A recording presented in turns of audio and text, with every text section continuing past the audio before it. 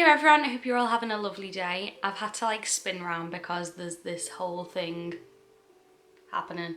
I just wanted today to be super chilled, so I've got me cuppa, so if you want to get yours too, that'll be nice to have a cuppa together. I just want today to be pretty chill. However, I need to put warnings in front of this video because when I plan cases, sometimes it'll be ones that I've heard about in detail and I'm like, yes, I definitely want to cover that. Others, I just know the gist of it and then I'm like, yeah, I'm going to cover that, and I'll research it running up to the video. And mostly that's just because I don't want all the information to be really old to me. When I'm finding out about a case first, I'm more excited about it. So a lot of the times, yeah, I will leave the research until the week before, so it's all brand new and it's more kind of exciting for me to tell you about. Through October, I've tried to get cases with a paranormal element, and I found this one and I was like, perfect, there's kind of a paranormal vibe to it. I didn't realise how horrific this case was, and it's Sunday now. This is how long I've been putting it off, and I'm doing this in between 2 gigs today.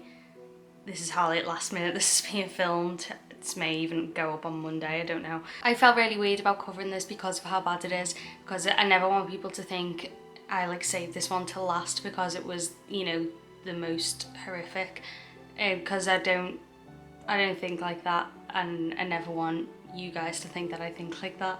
Does this make sense? I'm probably massively overthinking. Maybe people would never have thought that of me, but I just wouldn't like people to think that I'm putting people's deaths as oh wow, oh gory Halloween special. No, I've picked cases that have got a paranormal element to it because it's Halloween, but I'm never going to be like, oh well, this one's really horrendous, so I'm going to save this for Halloween, because no.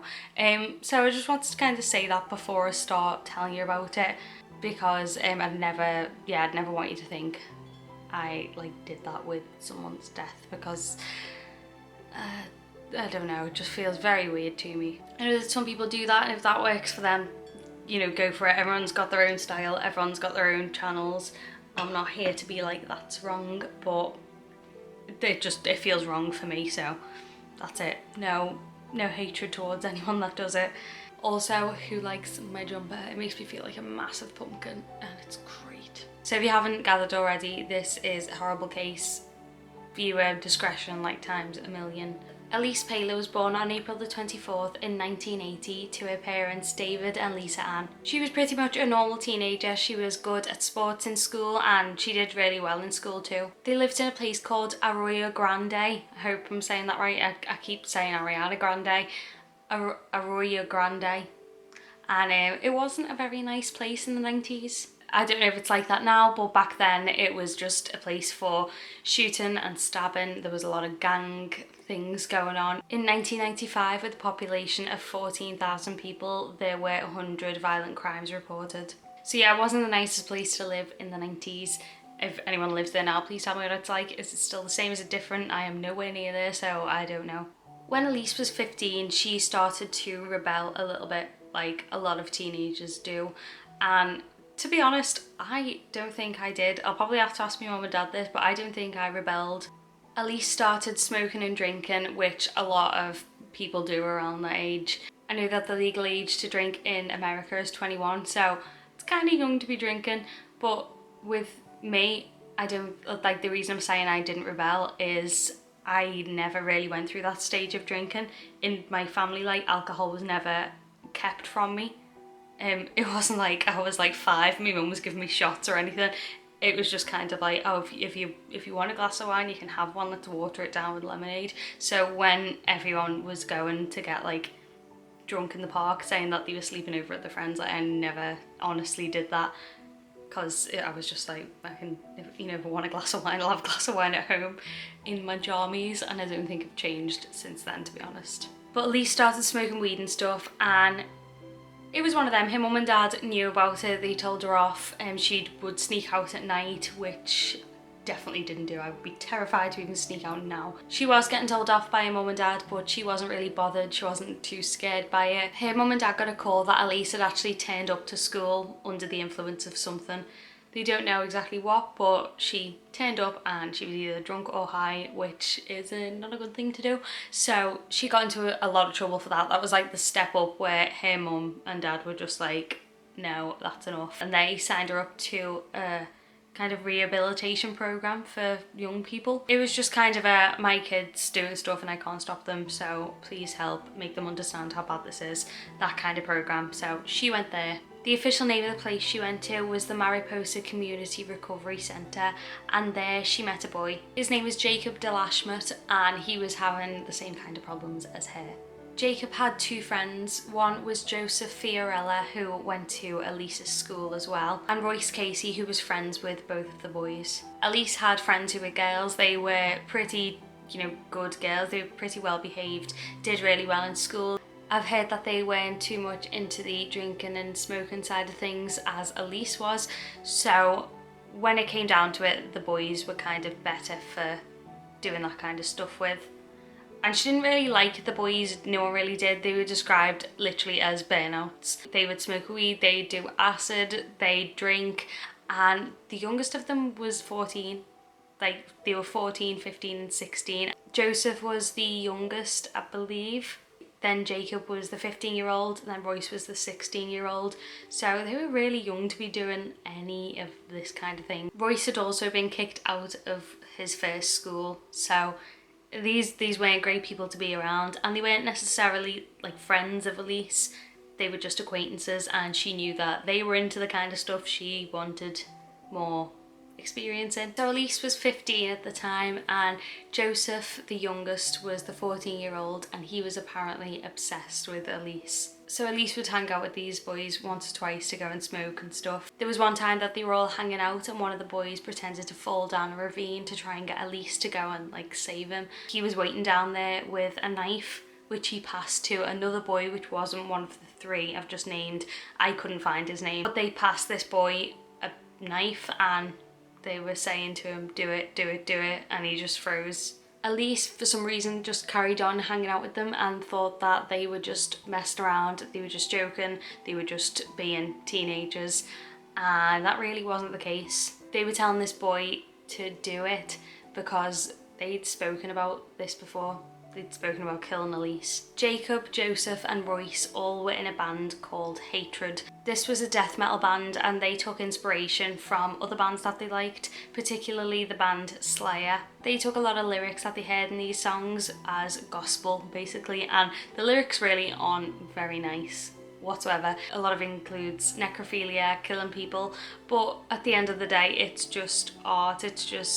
It's not to be taken literally. However, these boys were, I don't mean this in a, oh, they were just so young and impressionable, they didn't mean it. No, you've got to have something massively wrong with you to want to do what they did. But they were young. I don't want to say this, but I'm gonna say it. I just mean that they were young, they took this literally, and they kind of looked way too far into these lyrics, as well as obviously wanting to do something extremely horrific. The boys just started talking about it one day, about how great it would be to sacrifice someone, and in return the devil may give them some power to be able to play guitar better. That was genuinely the reason behind them wanting to do this. It was the reason that they gave anyway.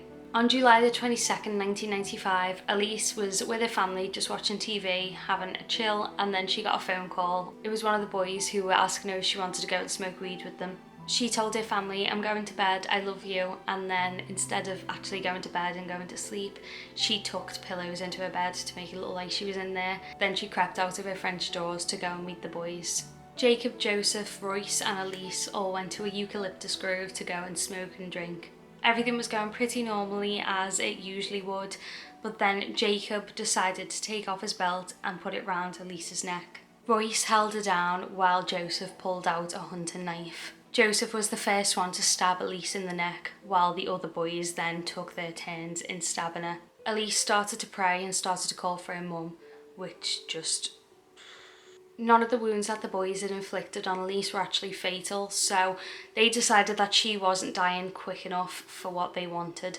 So they started stomping on her neck to try and kill her. And because none of the wounds were fatal, Elyse just lay there and bled to death. And after she was dead, the boys took turns raping her dead body. I had no idea that this happened to Elyse when I first picked this story, and the worst part is who's to say she was dead when that all started. They planned this for absolutely months, and they chose Elyse because she had blonde hair and blue eyes, and they just thought that that would be the ultimate, I can't remember the exact words, the ultimate, something like the ultimate crime against God, or the ultimate offence against God. Ultimate sin against God was how they described their plan to murder Elyse. In the following days, weeks and even months of Elyse passing away, her family believed that she was missing, and I understand why. She'd been rebelling, she'd been doing all these things, and her family had finally said, no, you go to this rehabilitation place. So they thought that she was pushing back against that, like she didn't want to go, and she was making a stand, being like, okay, if you're going to make me go there, I'm going to run, I'm going to go and do what I want. For the killers, it was perfect because the family didn't suspect that she had been killed. It fit together well that she would run away after this. She'd snuck out before and she'd been caught, but she had always come back. But because there'd been this big stand taken against her, it made sense for her to actually go. They called the police immediately, but even the police knew that she'd snuck out before, she was starting to be a bit rebellious, so they also thought it was a runaway. And there were sightings of Elyse. People called up and was like, yeah, I've seen her, she's been here, and that just filled the family with so much hope that they were going to find their daughter again. Even her nan, who she was named after, put a letter out, I think, in the paper to try and get her to come home, saying, we love you so much, we've got a family here who really miss you, please come home, you're not in any trouble, we can work through it. She even said that she could come and live with her as well. And all this time, I don't even know how to say this, all this time, for 8 months, the boys who killed Elyse were going back to the eucalyptus field and they were having sex with her dead body. I've seen 2 different stories about how Elyse was found.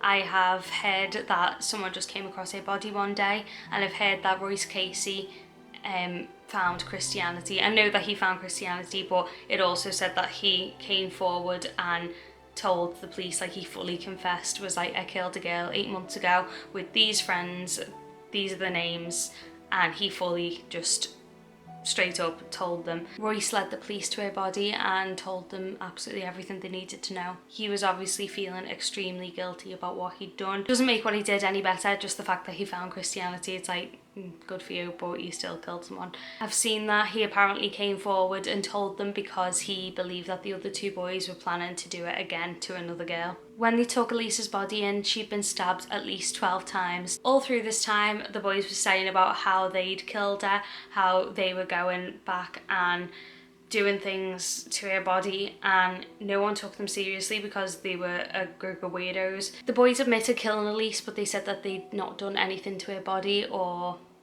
anything like that to her.